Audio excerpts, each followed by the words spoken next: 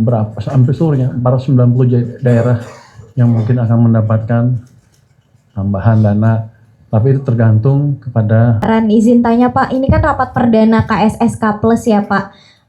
Mungkin bisa dijelasin Pak soal KSSK Plus ini, karena kan dengan adanya Danantara nambah lagi, posisi Danantara di sini tuh seperti apa? Lalu dengan mundurnya Gubernur BI ini kan berarti pemainnya ganti lagi ya Pak, banyak yang ganti. Mungkin bisa dijelasin gimana caranya untuk meyakinkan pasar Pak. Terima kasih. Posisi Danantara pada rapat ini sebagai undangan.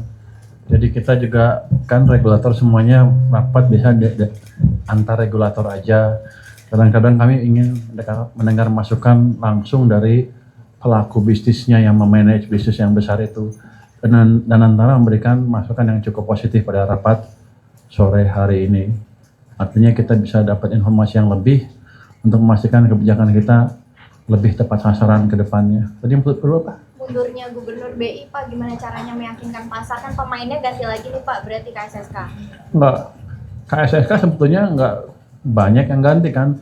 Ibu Desi bukan pemain lama, pemain baru kan, dia pemain lama, main bola. Pemimpin-pemimpinnya maksudnya Pak. Jadi dia sudah terlibat dengan proses KSSK sudah cukup lama. Bahkan dia dulu main ganda di LPS dan BI. Jadi knowledge-nya amat baik dan amat mumpuni untuk memastikan kebijakan moneter berjalan sesuai dengan apa yang seharusnya. Iya. Ada lagi yang lain? Silakan ya, silakan. Dengan adanya Danantara masuk Catat, Mas.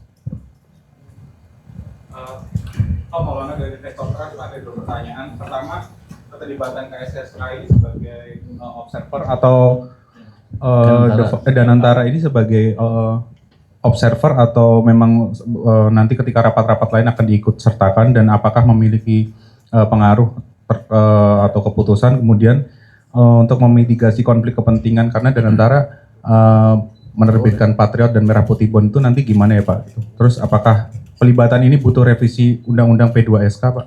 Tidak, di undang-undangnya boleh tuh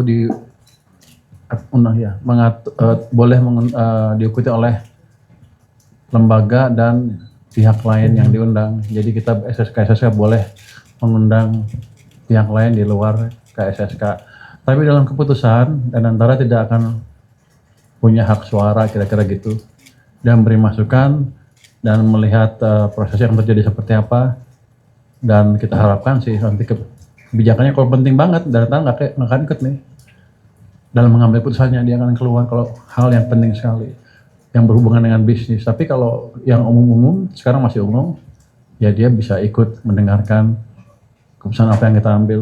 Pak, berarti hanya memberi masukan ya Danantara, bukan mengambil kebijakan? Bukan, sampai sekarang masih memberi masukan, dan untuk kita berguna sekali untuk melihat keadaan yang nyata di dunia bisnis, dunia yang sedang ditangani oleh Danantara. Kalau kita kan regulator biasa di belakang lihat data-data aja. Kadang-kadang ada kemungkinan menerjemahkan datanya agak meleset sedikit. Jadi Danantara memperkaya kita dengan informasi tambahan di situ.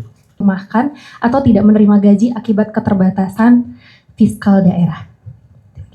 Ini sejak ada pemotongan transfer ke daerah, TKD, kita menghitung mungkin ada daerah yang nggak bisa survive ya, atau uangnya kurang untuk bayar gaji atau minimum activity.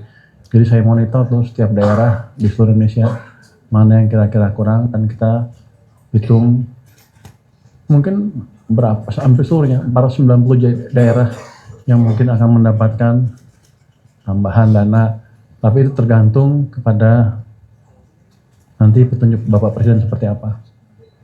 Jadi peluangnya ada, tinggal nanti petunjuk Bapak Presiden seperti apa. Saya pikir cukup ya.